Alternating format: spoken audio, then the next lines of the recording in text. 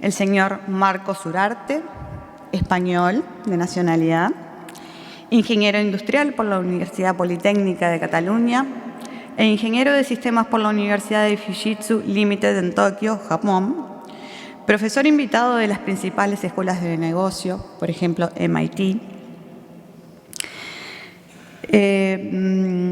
asesor internacional, miembro de la AFTF, Institute for the Future, entre otras actividades. Marcos nos transportará a la realidad geoestratégica, geoeconómica y geopolítica y su impacto mundial en el seguro latinoamericano. Lo recibimos en este escenario.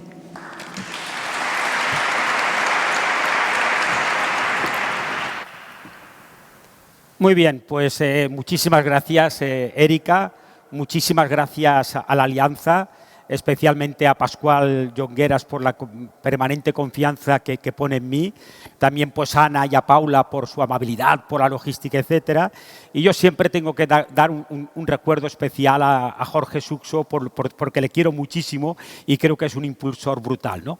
El estar aquí realmente en este sitio es un privilegio y voy a intentar compartir en este rato algunas reflexiones sobre lo que está pasando en el mundo y lo que de alguna manera puede pasar, que puede pasar, ¿no? Fijaros de que estaríamos superando la ola de la pandemia. Después de la ola de la pandemia nos llegó la ola de la guerra de Ucrania. Después de la guerra de Ucrania he puesto una ola por interrogantes porque aquí podríamos hablar de inflación, podríamos hablar de problemas a veces en las cadenas de aprovisionamiento, etcétera. Después una ola de la inteligencia artificial. Después nos vendría una ola, no de alguna manera del posible conflicto de Taiwán, sino únicamente nos tenemos que preguntar cuándo será el conflicto de Taiwán por el impacto que puede tener, y una ola sobre el cambio climático. Con esto lo que quiero decir es que realmente pues, estamos sufriendo permanentemente olas, y además cada ola que viene es superior, más grande que la anterior. Y además no tenemos tiempo de recuperarnos de una del todo cuando nos tenemos que enfrentar con otra ola.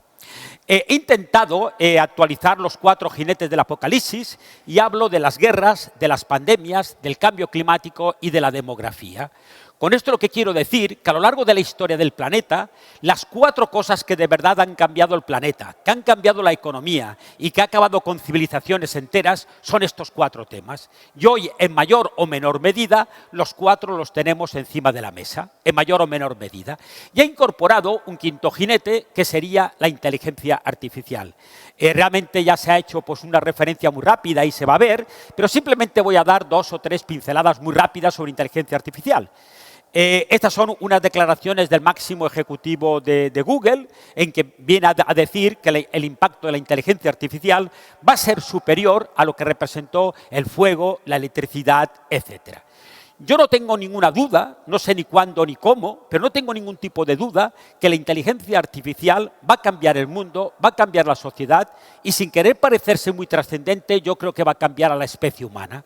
Yo creo que la inteligencia artificial posiblemente es uno de los mayores desafíos a los que nos encontramos. Pero cuando yo de alguna manera, es decir, sabéis que a algunos os sonará la ley Moore de los microprocesadores, del tema de los chips. La ley Moore nos venía a decir que cada 2 años se duplicaba la capacidad de cálculo y que cada 2 años se dividía por 2 el coste. Ya nos parece absolutamente una ley tremendamente desafiante. Pues en este momento la inteligencia artificial se está desarrollando entre 3 o 4 veces más rápido incluso que la ley Moore. Luego realmente hemos entrado en un momento exponencial. Seguro que todos conocéis ChatGPT, también seguro que muchísimos habéis jugado con ChatGPT y muchas veces ya nos puede parecer algo casi de magia, ChatGPT. Pero nunca podemos olvidar de alguna manera que Microsoft ha invertido 10.000 millones en ChatGPT, en OpenAI, que es la empresa que ha desarrollado. Significa que cuando Microsoft es capaz de invertir 10.000 millones, esto va en serio. Pero cuando hablamos de inteligencia artificial, nunca podemos olvidar a Google. Ya en este momento, Google tiene un producto en el mercado, Bard, que ya está en el mercado, que los especialistas dicen que es más potente que ChatGPT, y tenéis que estar muy atentos a la salida de Gemini. Posiblemente será este año. Los especialistas dicen que Gemini deja a ChatGPT en la prehistoria de la inteligencia artificial. En la prehistoria. Y dicen que ChatGPT será el Netscape de la inteligencia artificial. Lo mismo que Netscape fue realmente pues, un navegador que revolucionó muchísimo y después hubieron otros, de alguna manera, pues con ChatGPT posiblemente pase lo mismo. Ha sido un punto de inflexión. Esto significa, y acabaré casi hablando de esto, que hoy, para mí, algo imprescindible es incorporar la inteligencia artificial en los directorios, en los consejos, etc. La inteligencia artificial no es un tema de tecnólogos, no es un tema de tecnología, sino que realmente es un tema de negocio, etc. Y por eso es imprescindible incorporarlo. Realmente, muchas veces escuchamos de que la inteligencia artificial va a acabar con puestos de trabajo, que seguro que sí, pero realmente la inteligencia artificial lo que va a hacer es que las personas que utilizan la inteligencia artificial van a acabar con las personas que no utilizan la inteligencia artificial. Realmente es un reto impresionante. No sé si estaréis de acuerdo que nos encontramos ante una situación, he puesto crisis entre comillas porque siempre va por barrios, asimétrica. Cuando digo una situación asimétrica, primero me estaría refiriendo a nivel de regiones. No es lo mismo lo que pasa en Asia que lo que pasa en Europa, lo que pasa en América Latina, y en cada país de América Latina la situación es distinta, etc. Pero también es una situación asimétrica a nivel de sectores e industrias. No es lo mismo la industria farmacéutica que la industria automotriz, que la industria aseguradora, etc. Luego, realmente a veces hablamos de generalidades, pero estas generalidades las vamos a tener que aterrizar, las vamos a tener que personalizar para nuestra propia realidad. Yo después voy a dar 4 o 5 pinceladas sobre esta industria, de alguna manera, que sería la industria, el sector asegurador. Y yo creo que también estaremos de acuerdo que estamos viviendo un incremento de las interdependencias. Lo que pasa en cualquier sitio del mundo, al final nos acaba afectando. Y esto nos va a obligar a una palabra que igual voy a repetir en más de una ocasión, a tener una visión mucho más holística del mundo. ¿A qué me refiero con esto? Yo trabajo con empresas de todos los tamaños y de todos los sectores y por todo el mundo, y lo que yo me encuentro es la endogamia. ¿Qué sería la endogamia? La endogamia es que nos estamos permanentemente mirándonos el ombligo, lo que está ocurriendo dentro de nuestras 4 paredes, lo que ocurre en nuestra empresa, y cuando dejamos de mirarnos el ombligo, en el mejor de los casos miramos lo que están haciendo nuestros competidores, lo que está ocurriendo en nuestro sector. Esto es importante, esto es necesario, pero no es suficiente.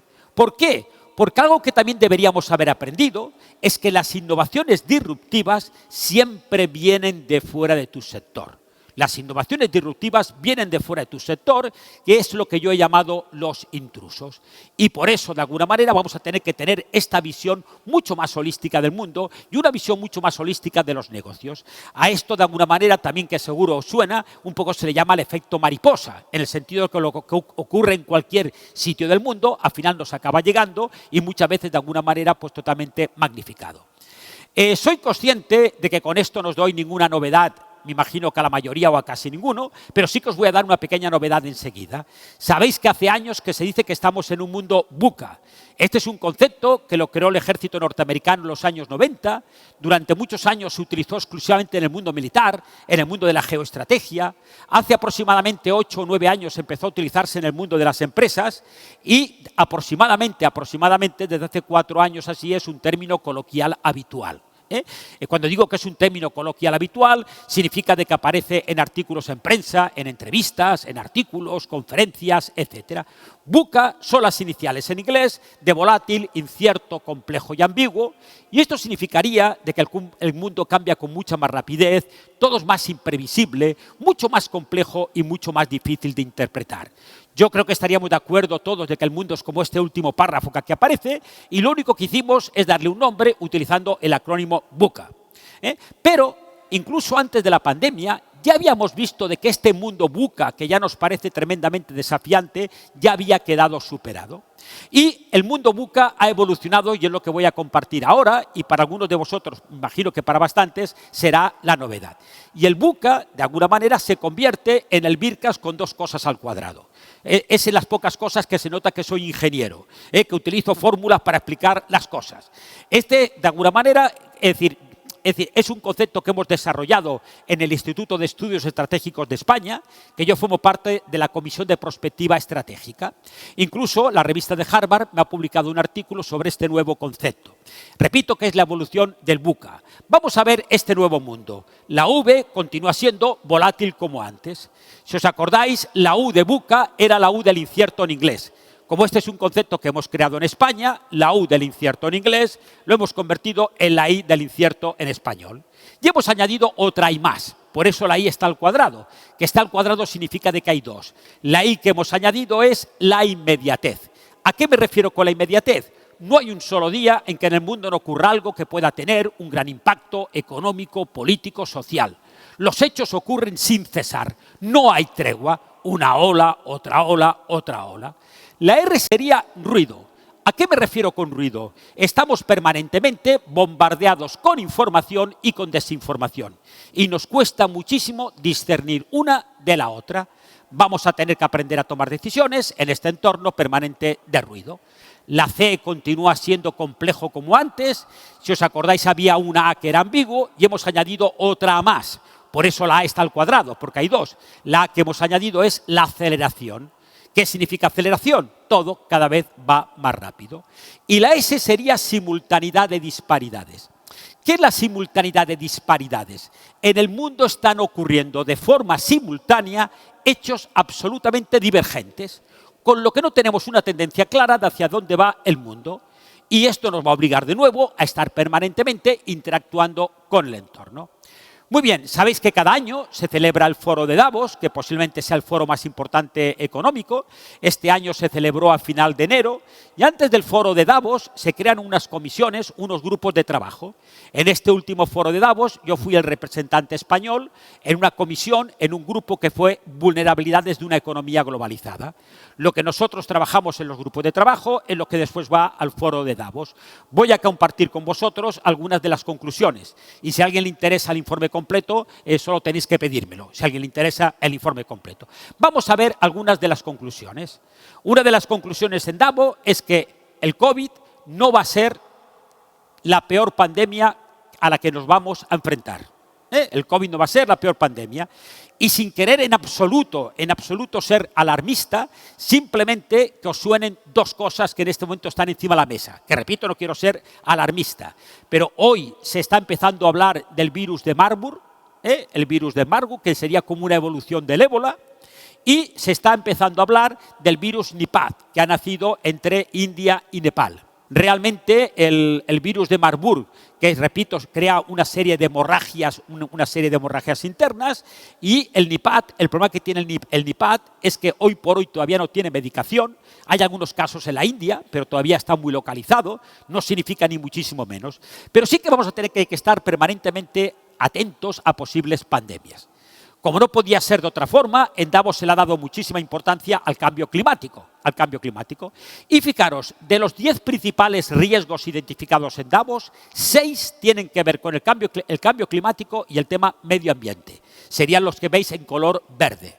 6 de los principales riesgos. Y a mí esta slide me encanta. Se ve un ring, está el mundo peleándose contra el coronavirus, aparentemente tienen un tamaño parecido y va ganando el mundo. Pero fuera del ring está esperando el cambio climático para entrar, para pegarse, para pelear, y solo tenemos que ver el tamaño del cambio climático. ¿Por qué? Porque los impactos de la pandemia es un juego de niños comparado con los impactos del cambio climático. Porque los impactos de la pandemia son temporales, pero los del cambio climático son estructurales. Y el problema que nos encontramos es que de alguna manera nadie quiere enfrentarse, nadie es capaz de asumir problemas futuros. Tenemos un problema que es el cambio climático, una pelota, un balón, le vamos dando una patada, cada vez la pelota de alguna manera es más grande y pesa más, cada vez nos cuesta más dar la patada y alguien se lo acabará encontrando. Hoy está evaluado que combatir el cambio climático en serio representaría un coste anual de 9 billones europeos al año. Y nadie está dispuesto a asumir este coste y además debería ser una solución global.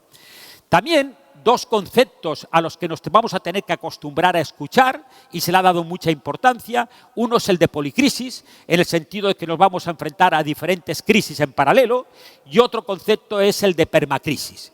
El concepto de permacrisis sería que los próximos años vamos a vivir tiempos de gran incertidumbre. Y por eso yo creo que lo que va a marcar la diferencia en los mercados en los próximos años van a ser las empresas que sean capaces de convertir la gestión de la incertidumbre en una ventaja competitiva. Yo creo que la gran ventaja competitiva en los mercados van a ser las empresas que conviertan la gestión de la incertidumbre en su ventaja competitiva. Y esto también significa de que vamos a tener que necesitar nuevos líderes, líderes que se muevan bien de alguna manera en la incertidumbre. También, como no podía ser de otra forma, todo el tema de la ciberseguridad. Pero fijaros que cuando estamos hablando de cambio climático, cuando estamos hablando de ciberseguridad, estamos hablando de alguna manera de riesgos que el sector asegurador, la industria asegurador, también de alguna manera lo tiene que ver como una oportunidad. Es una oportunidad para el sector asegurador. Y también en Davos ha hablado muchísimo de resetear la economía. Hay que resetear la economía, que se ha empleado de alguna manera mucho el concepto de reseteo de la economía. Y simplemente, muy rápidamente, voy a comentar 2 o 3 conceptos, de alguna manera, que repito, siempre todo va por barrios, que están muy relacionados. Uno ha sido el de risking, de alguna manera, que lo podríamos traducir como una eliminación de riesgos. Ahora vuelvo inmediatamente a este. Y también se ha hablado, de alguna manera, de lo que podría ser acercar las cadenas logísticas, las cadenas de valor, a países, entre comillas, amigos. ¿A qué me refiero con esto? Fijaros de que los países y las empresas, sobre todo las empresas industriales, habíamos caído en la trampa de la eficiencia y de los costes. Lo habíamos deslocalizado todo a países con mano de obra más barata. Si os acordáis, cuando empezó la pandemia, no teníamos ni respiradores, no teníamos mascarillas, el 90% de los antibióticos se fabrican en Asia, etc. Todo lo habíamos externalizado, todo lo habíamos deslocalizado. Cuando nos llega una pandemia o nos llega una guerra, nos damos cuenta de las extremas vulnerabilidades de nuestras cadenas logísticas, de nuestras cadenas de aprovisionamiento, etc. Por eso, cuando estamos hablando de alguna manera pues, de este concepto de eliminación de riesgos, es cómo podemos eliminar los riesgos a nivel de país, cómo podemos eliminar los riesgos a nivel de empresas. Y lo que tengamos que deslocalizar, hacerlo a países amigos. Hacerlo a países amigos. Cuando se habla en Davos de países amigos, etcétera, realmente se considera que China no sería un país amigo. Después voy a dar alguna pincelada sobre esto. Una de las conclusiones importantísimas es que hasta ahora la economía condicionaba la geopolítica y ya, pero a partir de ahora, la geopolítica va a condicionar la economía. Por eso, otra de las cosas que yo estoy proponiendo a las empresas, y empieza a ser una tendencia, es que me parece absolutamente imprescindible que en los directorios, en las juntas, etcétera, también incorporar la geopolítica. Porque repito que la geopolítica va a condicionar la economía. Cuando yo explico esto, nos podemos preguntar, bueno, ¿y todo esto cómo va a afectar a la globalización? Yo digo que la globalización no ha muerto, pero sí que ha mutado. No ha muerto, pero sí que ha mutado. Y el mundo se está dividiendo en bloques. Cuando yo me hacía esta pregunta hace unos meses, yo decía, ¿cuántos? Yo decía 3. Pero me he dado cuenta que era más una ilusión que una realidad. El mundo se está dividiendo en 2 grandes bloques. El bloque liderado por Estados Unidos y el bloque liderado por China. Y yo cuando decía 3, pensaba que un bloque podía ser liderado por la Unión Europea, pero no. Ni estamos ni se nos espera.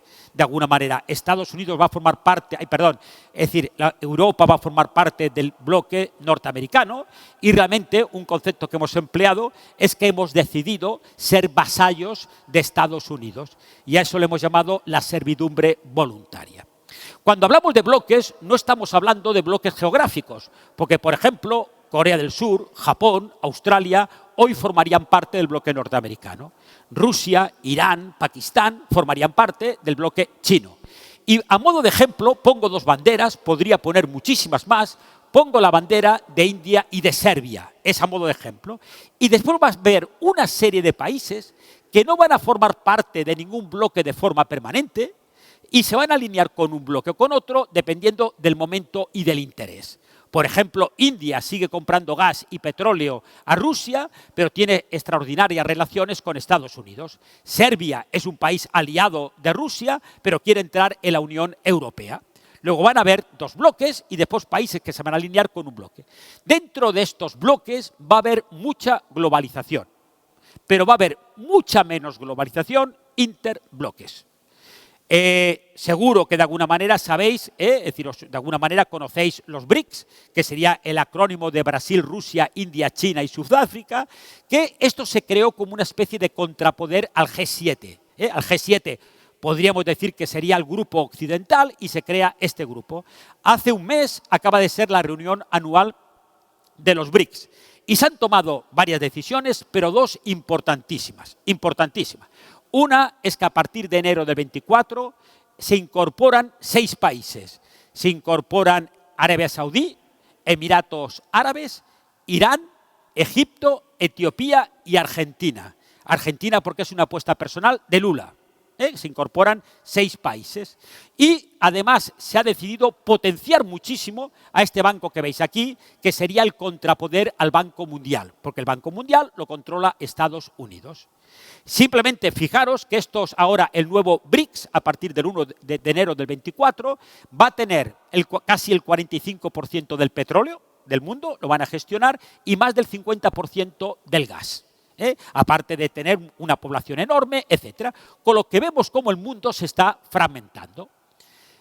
También, de alguna manera, esta palabra, de alguna manera que sería como el desacoplamiento, que en Davos también hemos debatido muchísimo sobre ellos, es que está habiendo un desacoplamiento de la economía en estos dos bloques. Otra de las decisiones importantísimas que se ha tomado en esta reunión de los BRICS es un inicio, aunque ya había iniciado, de una cierta desdolarización de la economía. ¿Por qué? Porque el dólar realmente es una de las principales armas económicas de Estados Unidos, lo que le permite sancionar, etcétera, etcétera. Y lo que han decidido, aunque ya se había iniciado, es que a partir de ahora todas las transacciones comerciales entre estos países empiecen a ser en monedas locales, fundamentalmente el yuan. Durante muchos años todavía el dólar tendrá una importancia tremenda, es decir, de alguna manera no hay que preocuparse, pero sí que es cierto de que el dólar va a ir perdiendo importancia. Va a ir perdiendo importancia. La economía mundial se adentra en un territorio desconocido para nosotros y una de las preguntas que nos deberíamos hacer es cómo se reconfigura el mundo en este nuevo siglo XXI. Después de esto, de alguna manera, que de alguna manera acabo de exponer, podéis pensar que hemos caído en un pozo negro, en un agujero negro muy profundo y nos cuesta ver la salida. A mí me gusta mucho recurrir a metáforas y dicen que hay un grupo de ranas que van andando por el bosque y 2 de ellas caen en un agujero. Cuando caen en el agujero empiezan a saltar para intentar salir del agujero y no pueden. Y las ranas que están arriba les animan a que lo siguen intentando y no pueden. Finalmente, una de las ranas que está en el agujero hace caso a las que le están desanimando, no lo intenta más y acaba muriendo. Pero la otra lo sigue intentando. Y finalmente consigue salir del agujero. Y una vez que consigue salir del agujero, las ranas que están arriba le dicen, oye, ¿y cómo es que lo has seguido intentando cuando te estábamos desanimando? Y la respuesta es muy sencilla. La rana era sorda. Y como era sorda, creían que la estaban animando y no la estaban desanimando. Con esto lo que quiero decir, que bajo ningún concepto podemos caer ni en el pánico ni en el pesimismo. Bajo ningún concepto. Porque el pánico y el pesimismo al único que conducen es a la parálisis. Y es lo único que no nos podemos permitir. La situación puede ser más o menos compleja, pero nunca podemos caer ni en el pánico ni en el pesimismo. Nunca. Porque no sé si estaréis de acuerdo conmigo que el miedo a la crisis genera crisis. Si yo creo que me va a ir mal, me irá mal. Será la profecía autocumplida. Y a mí esta frase de Ayrton Senna, sabéis que fue campeón del mundo en Fórmula 1, me encanta. Ayrton Senna dijo, cuando hace buen tiempo, en una carrera de Fórmula 1 es imposible adelantar a 15 coches. Cuando llueve sí que es posible adelantar a 15 coches. Esto significa que cuando la economía va bien, es muy difícil conseguir ventajas competitivas porque a todos nuestros competidores les va bien. Cuando la economía, la situación está mucho más complicada, es mucho más compleja, es cuando aparecen las grandes oportunidades.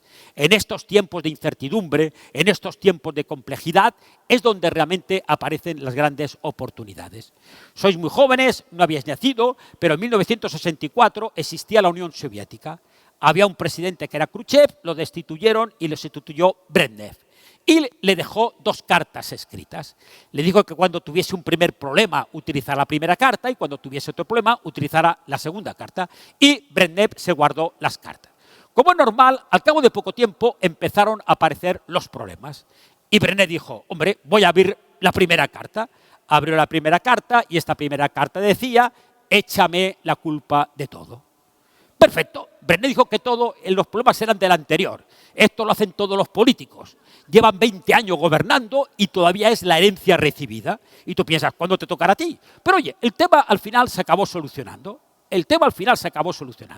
Pero como es normal, al cabo de poco tiempo empezaron a aparecer más problemas. Y Brené dijo, hombre, con lo bien que me ha ido la primera carta, voy a utilizar la segunda carta. Abrió la segunda carta y esta segunda carta decía: empieza a escribir 2 cartas. Vamos a ver, el entorno es el que es. Nos gustará o no nos gustará, pero tenemos que aprender a competir en el entorno que nos ha tocado. Hay empresas que se focalizan muchísimo más en lo que no se puede hacer que en lo que se puede hacer. Si yo me focalizo en lo que no se puede hacer, no voy a hacer nada.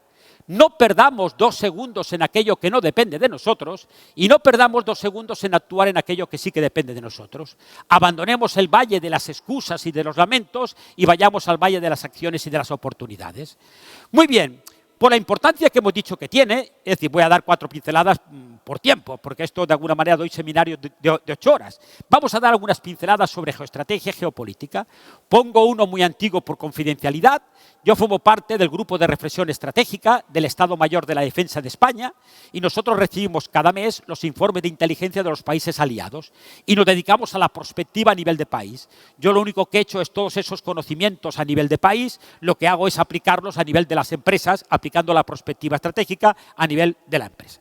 Dando 4 pinceladas, en este momento hay 3 grandes actores a nivel geoestratégico.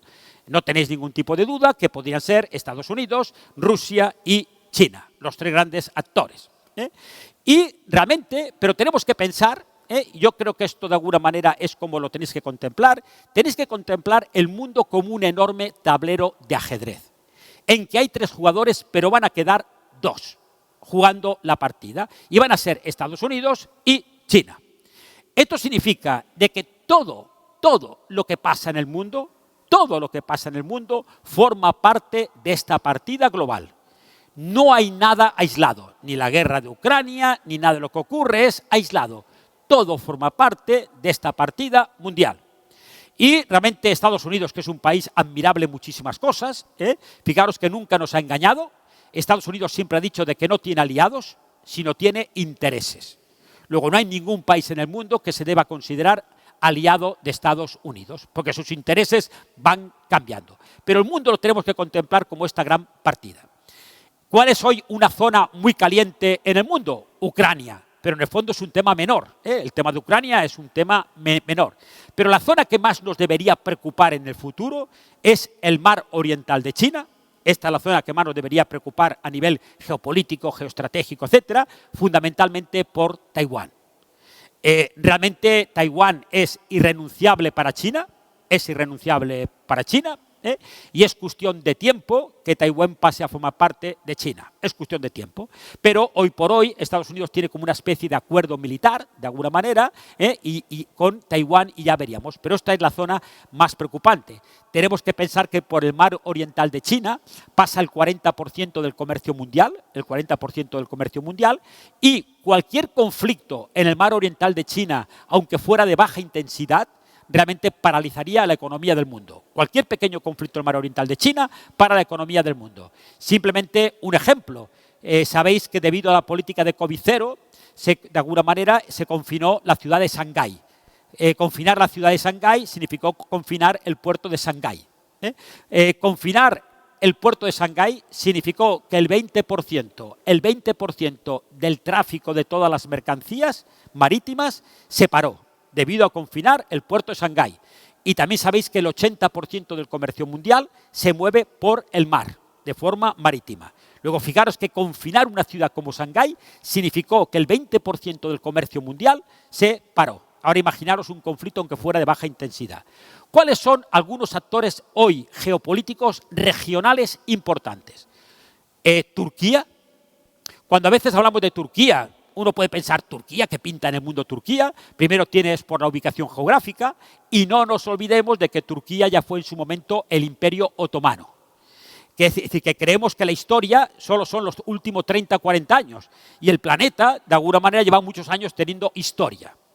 Otro actor importante por la ubicación y como un contrapoder a los países árabes ha sido Israel, que ya veremos ahora de alguna manera lo que está pasando en Oriente Medio, que es de alguna manera el nuevo rol de Israel. Y otro actor importantísimo, importantísimo geopolítico regional es Irán.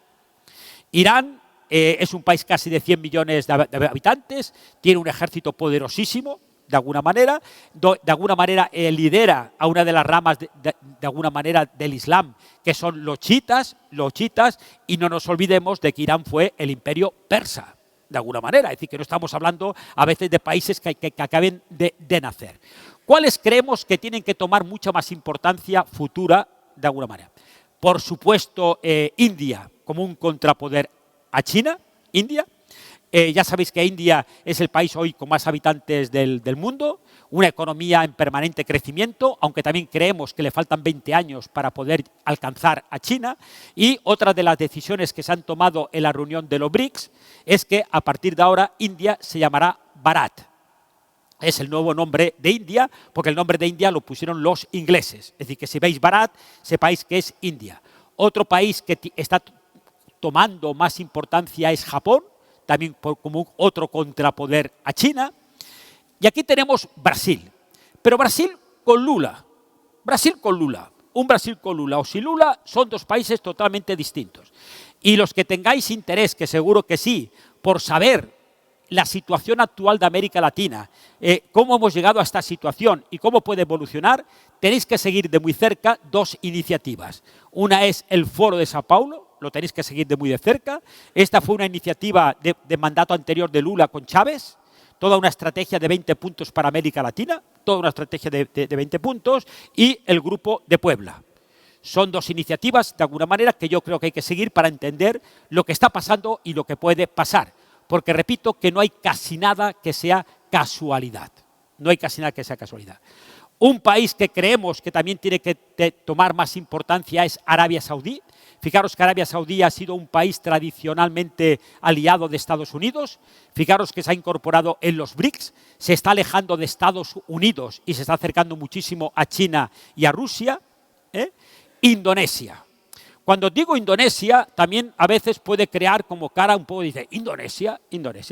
Indonesia tiene aproximadamente 300 millones de habitantes, 300 millones de habitantes, es el país musulmán más grande del mundo, está en el sur del mar oriental de China, tiene el estrecho de Malaca, por el que pasa el 40% del comercio mundial. Y aparte, tiene una industria poderosísima, maderera, pesquera, un montón de materias primas, etcétera. Y otro país que creemos que tendrá una cierta importancia geoestratégica será Nigeria. Cuando dijo Nigeria, también alguien puede pensar, ¿Nigeria? Pero si se mueren de hambre. Es decir, se mueren de hambre. Nigeria hoy tiene más de 200 millones de habitantes, tiene muchísimo petróleo, muchísimo gas, y la predicción a día de hoy es que en el 2100 Nigeria pudiera tener 750 millones de habitantes. Es decir, Nigeria podría tener en el 2100 más habitantes que toda Europa. Luego estamos en un mundo en plena reconfiguración. Es importantísimo entender la historia.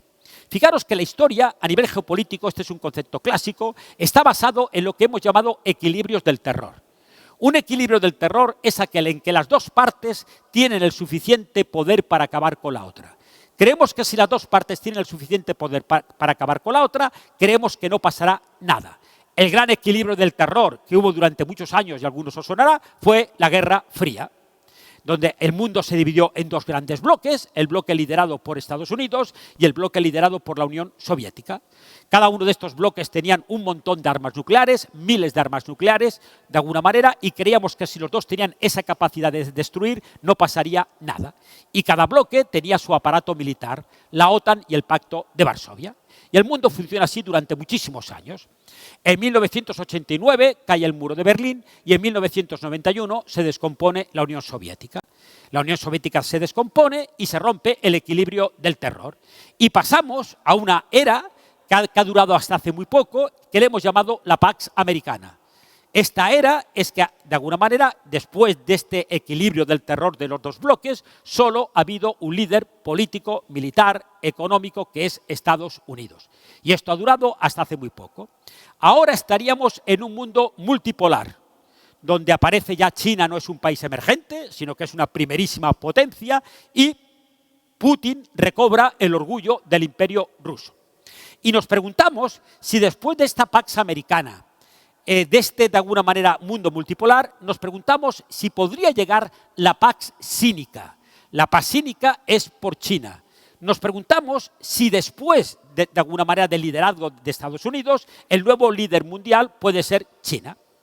Y también nos preguntamos, otro concepto clásico en geopolítica, si se puede producir lo que se llama la trampa de Tucídides. Tucídides fue un escritor griego que escribió las guerras del Peloponeso. ¿Quién puso este nombre de la trampa de Tucídides a la teoría que ahora os voy a explicar? Este nombre lo puso Graham Allison en este libro, puso este nombre a la teoría que ahora os voy a explicar, le puse el nombre de la trampa de Tucídides. ¿Qué nos dice la trampa de Tucídides? La trampa de Tucídides nos dice que en 12 de las 16 ocasiones en el mundo que ha habido una potencia dominante y una potencia emergente, y la emergente aspiraba a ser la dominante, en 12 de las 16 ocasiones ha acabado en guerra. Es decir, en 12 de las 16 ocasiones que en el mundo ha habido una potencia dominante y una potencia emergente, y la emergente aspiraba a ser la dominante, ha acabado en guerra. ¿Por qué le puso Graham Allison este nombre a la trampa de Tucídides? Porque Tucídides, de alguna manera, en las guerras del Peloponeso, describe la guerra entre Esparta y Atenas. Esparta era la dominante, Atenas era la emergente, y hubo una guerra entre Esparta y Atenas. Por eso le pone este nombre a esta teoría. Y por eso nos preguntamos si puede haber una guerra entre China y Estados Unidos debido a la trampa de Tucídides. Si lo que ya ha pasado en 12 de las 16 ocasiones puede pasar. Después os voy a dar la mejor noticia del día, porque creo que no va a pasar a corto. Va a ser la mejor noticia del día, porque si no, la jornada de mañana tampoco tendría sentido. De alguna manera, ya nos daría lo mismo, ¿no? Entonces, fijaros, estuve hace poco en China dando una conferencia sobre geopolítica, y en China están totalmente convencidos de que la guerra de Ucrania es una guerra, de alguna manera, provocada por Europa, por Occidente, con el objetivo de acabar con Rusia. Yo también lo creo, de alguna manera. Pero eso les podría preocupar más o menos. Lo que les preocupa es que si se acaba con Rusia, después irá con ellos. Fijaros que en ese tablero de ajedrez, sabéis que de alguna manera, es decir, hay diferentes piezas. La reina, caballos, alfiles, de alguna manera, torres, etc. Por ejemplo, para China, Rusia podría ser la reina. España sería un peón. Y sabéis perfectamente en ajedrez que se puede sacrificar a un peón para conseguir una mejor posición en la partida. Luego hay piezas más o menos importantes. Para, por ejemplo, Estados Unidos, Gran Bretaña podría ser un caballo o un alfil. Entonces, claro, en ajedrez nadie sacrifica a la reina. Nadie sacrifica a la reina.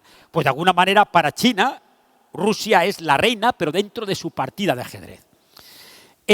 Hoy las guerras tienen como 3 etapas. En 2 ya estamos. Y en la tercera voy a decir por qué creo que no llegaremos a corto. Primero, las guerras son guerras comerciales, que Estados Unidos y China hace años que están.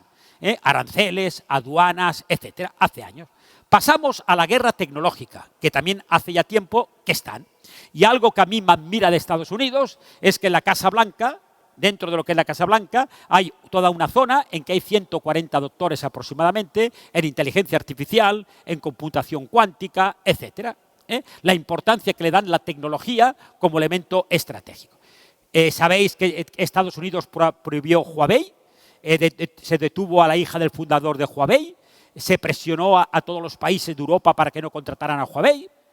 Estados Unidos, según noticias del Wall Street Journal, está presionando tanto a Amazon como a Microsoft para que no presten servicios en el cloud, en la nube, a las empresas chinas. Un decreto de hace un mes y medio de Biden prohíbe a las empresas norteamericanas invertir en sectores estratégicos en China, de alguna manera, etcétera. Se prohíbe TikTok, que se utilice TikTok a los funcionarios, pero se acabará prohibiendo TikTok. Es decir, cómo realmente esta guerra. Y, por supuesto, que China no es que reaccione, sino también empezó. En China se prohibió en su momento Google y por eso tienen Baidu, se prohibió Amazon, por eso tienen Alibaba, se prohibió Facebook y WhatsApp y por eso tienen Tencent, de alguna manera, etcétera.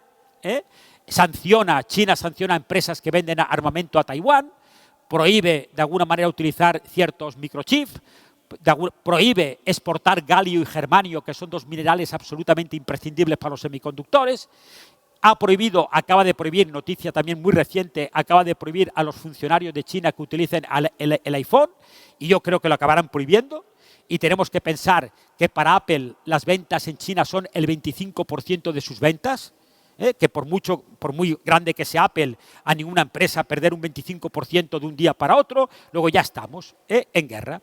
Fijaros que la primera guerra fría del bloque soviético con el bloque norteamericano fue una guerra ideológica contra el comunismo, y ahora no es una guerra ideológica, sino que es una guerra económico, comercial, tecnológica, etc. Y ojalá no lleguemos a la guerra militar, ojalá no lleguemos, ¿no? Algunos retos del sector, algunos retos del sector, conocéis, y voy a ir rapidísimo, del sector asegurador. Tenemos que cambiar la visión de sector, de industria, a la visión ecosistemas. El sector asegurador forma parte de diferentes ecosistemas. El ecosistema de la movilidad, automoción, etcétera, el ecosistema de la salud, etcétera. En el momento en que yo pienso en ecosistemas, se me complica mucho la visión estratégica de mi negocio, pero también se abren muchísimas oportunidades. Es decir, tenemos que ampliar muchísimo la mirada del sector. Por supuesto que se van creando nuevas necesidades. Según va evolucionando la sociedad de alguna manera, pues aparecen desde seguros para mascotas, todo el tema de ciberriesgos, etcétera, etcétera. Y una reflexión muy importante que deberían hacer las compañías aseguradoras, y todas en general, es cómo ampliar el sector. ¿A qué me refiero con esto? Generalmente las empresas nos estamos peleando por incrementar cuota de mercado en un mercado maduro. Los mercados maduros se le llaman océanos rojos y son mercados de alguna manera teñidos de dolor. Son mercados de juego suma cero. Lo que gana alguien lo pierde otro, porque la tarta, el mercado siempre es el mismo. En los mercados maduros, de alguna manera, al final la variable más importante acaba siendo precio, porque son mercados en que lo acaba dominando el cliente. Por eso no pensemos exclusivamente en cómo ampliar cuota de mercado en un mercado maduro, sino cómo podemos ampliar el mercado asegurador. También, lo que antes os decía, los competidores más peligrosos no son nuestros competidores tradicionales, porque contra eso sabemos competir. Tenemos conocimientos y capacidades para competir. Los competidores más peligrosos en todas las industrias son cuando a nuestro sector, a nuestra industria, llegan empresas de otras industrias distintas, los intrusos. Fijaros que en este sector los primeros, entre comillas, intrusos fue la banca seguros, cuando la banca ya entró en seguros. Ahora podríamos hablar de Insurtechs, pero podríamos estar hablando de cualquier empresa que tenga muchísimos clientes, muchísimos usuarios, puede entrar perfectamente en el sector, como ya han entrado fabricantes de coches, etcétera. También, otro de los retos que nos enfrentamos es cómo podemos hacer coexistir los modelos de negocio tradicionales con los nuevos modelos de negocio digitales. Y esto siempre, siempre, siempre es conflicto. Siempre es conflicto. Los clientes buscan omnicanalidad, y todo lo que sería la gestión de la venta de seguros tiene que ser híbrida, y esto significa que la experiencia del cliente de alguna manera tiene que ser indistinta independientemente del canal que utilicemos. Hemos pasado de la tiranía de las empresas aseguradoras del sector asegurador a la tiranía de los clientes. A la tiranía de los clientes. Y al final, cuando hablamos de clientes, hay dos tipos de empresas buenas respecto a los clientes. Buenas. Las empresas buenas escuchan al cliente, le preguntan al cliente. Pero si yo le pregunto a Pascual, Pascual es mi cliente. Si yo le pregunto a Pascual lo que necesita, cuando yo cubro esa necesidad, no estoy sorprendiendo a Pascual, porque Pascual era muy consciente de la necesidad que tenía. Y lo mismo que yo le pregunto a Pascual lo que necesita, se lo van a preguntar mis competidores. La información que nos da el cliente es una commodity. Se la da a todo el mundo que le pregunta. ¿Tenemos que preguntar al cliente? ¿Tenemos que escuchar al cliente? Sí. Pero las empresas más visionarias escuchan menos y observan más. Observar en el sentido más amplio de la palabra. Observar para conocer. Si yo observo a Pascual para conocerlo, voy a ser capaz de identificar necesidades que él nunca se había planteado. cuando lo ponga encima de la mesa lo voy a sorprender. Es decir, las empresas visionarias no cubren necesidades, sino crean necesidades. Las empresas visionarias crean necesidades. Y por eso estamos dispuestos a pagar más. Henry Ford dijo, si yo le hubiera preguntado a mis conciudadanos qué querían, me habrían pedido un caballo más rápido. Nadie me habría pedido un auto porque no se lo habían imaginado. Steve Jobs decía, no le preguntes al cliente lo que quiere porque no lo sabrá hasta que lo vea. Luego, realmente la pregunta clave en cómo puedo sorprender al cliente. Y aunque a partir de ahora también, fijaros que otro de los grandes retos es la personalización. La personalización, de alguna manera, etc. Y va a haber una serie de servicios que hasta ahora hemos cobrado y van a tener que ser gratuitos. Por eso una pregunta es, ¿por qué conceptos estaremos dispuestos a pagar? Muy bien, importantísimo, importantísimo el rol de la intermediación. En todos los sectores pasa, pero en este especialmente, la pregunta de quién es el cliente. El cliente es suyo. Si tuviéramos que dar otra respuesta, diríamos que el cliente va a ser del que mejor lo conozca. El cliente va a ser del que mejor lo conozca. Ya finalizando un poco, en 5 minutos, fijaros que después de la pandemia, después de la guerra de Ucrania, han habido impactos. Pero siempre que ha habido una gran crisis, siempre ha habido impactos. Por ejemplo, después de la Segunda Guerra Mundial, hubo un incremento masivo, una incorporación, de alguna manera, de la mujer al mundo laboral. Y esto vino para quedarse. Después del 11 de septiembre de Estados Unidos, representó un incremento de la seguridad en aeropuertos de aviones y esto vino para quedarse. Después del primer COVID, que ya hubo un primer SARS, representó un incremento del comercio electrónico, el nacimiento de Alibaba, y esto vino para quedarse. Luego, una pregunta que nos podríamos hacer, ¿qué impactos han venido para quedarse en todas las organizaciones? Y voy a compartir algunos que yo creo. Primero, tiene que haber un cambio en la mirada estratégica y tenemos que pasar de la proyectiva a la prospectiva estratégica. La proyectiva ya no es suficiente. Hay que incorporar la geopolítica en los consejos, en los directorios, etcétera. Preocupación por la resiliencia de las organizaciones y muy relacionado con esto, tener un mapa de riesgos con visión holística. Y yo creo que esto es una enorme oportunidad para el sector asegurador. Yo creo que el sector asegurador se tiene que convertir de verdad en asesores de riesgos. En asesores de riesgos. Y cuando hablo de riesgos, con visión holística. Hay que incorporar la estrategia digital y la inteligencia artificial en los consejos. Repito que no es un tema de tecnología. El teletrabajo. Sobre el teletrabajo yo digo que ha sido un modelo exitoso de improvisación, pero tiene que pasar a formar parte de un modelo de gestión. ¿El teletrabajo tiene cosas positivas? Claro. ¿Tiene cosas negativas? Claro. Y me genera un montón de dudas cómo puede afectar a la cultura de la empresa, al orgullo de pertenencia, etcétera. Debido a la pandemia ha habido un incremento de la preocupación de bienestar y la salud por nuestros profesionales. Y otro de los retos enormes hoy es la dificultad para atraer y fidelizar talento. Esto significa de que las empresas tienen que generar una nueva propuesta de valor como empleadora. La sostenibilidad como un eje estratégico de vital importancia y ahora una de las palabras mágicas, el propósito. Si no tienes un propósito, eres un desgraciado. Habíamos vivido toda la vida sin propósito y éramos felices y ahora si no tienes propósito eres un desgraciado. Yo creo mucho en el propósito, pero digo que tiene que ser creído y vivido y no puede ser un eslogan publicitario. Y la última no debería estar, porque debería estar siempre, el cliente en el centro de todas nuestras decisiones. Y este sector, aunque no lo creáis, piensa muy poco en el cliente. Muy poco. Este sector tiene una visión transaccional del mercado y no relacional. Y yo creo que realmente es uno de los cambios. Ya de alguna manera, las dos últimas, y todo esto pasa por tener talento en nuestra organización. Pero lo que voy a decir ahora se da en todas las organizaciones. Puede cambiar algo el tanto por ciento, pero en todas las organizaciones hay aproximadamente un 18% de motivators. En todas las empresas hay un colectivo de personas que pase lo que pase, siempre están motivados. Nos encontramos un 60% de vegetators. Estos son los que se limitan a cumplir con el trabajo. Y nos encontramos un 22% de amargators. Gente que está amargada, gente que cada día va cabreada al trabajo. Pero además sobre este grupo de amargators, tenemos un problema adicional. Y es que además un 6% son sabotators. no solo están amargados ellos, sino que además hacen proselitismo de la amargura. Continuamente van buscando cómplices de la amargura. Y seguro que seríais capaces de poner nombres y apellidos. No sabemos por qué se dan dos reglas. Primera regla, el límite mínimo de amarguitos es del 10%. Esto es lo mejor que podéis aspirar. Pero vosotros me podéis decir, Marcos, esto yo lo soluciono. Identifico a los amarguitos y los despido. Olvidaros. Cuando se despide a los amarguitos, inmediatamente una parte de los vegetaitos pasan a ocupar ese espacio. Con lo que al final siempre tenemos que gestionar estos 4 colectivos de personas. Fijaros que las empresas solemos medir cuánta gente se nos va.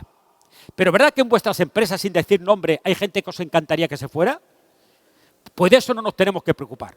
Lo que nos gustaría que se fueran no nos tenemos que preocupar porque no se van a ir nunca. Porque no los quiere nadie. La pregunta importante no son cuántos se nos van, sino quiénes se nos van. Si se me van pocos, pero los pocos son la gente con talento comprometida. Como es obvio, hace muchos años al Papa Juan XXIII le preguntaron cuánta gente trabaja en el Vaticano. Y dio una respuesta que a mí me parece genial. Dijo, yo creo que la mitad. Es decir, vamos a ver. Es decir, yo creo que esta respuesta la podrían dar muchas empresas, muchísimas, lo que no sabemos qué mitad es. Y por eso yo creo que a veces no nos atrevemos a tomar algunas decisiones. Muy bien, pues muchísimas gracias y un verdadero placer.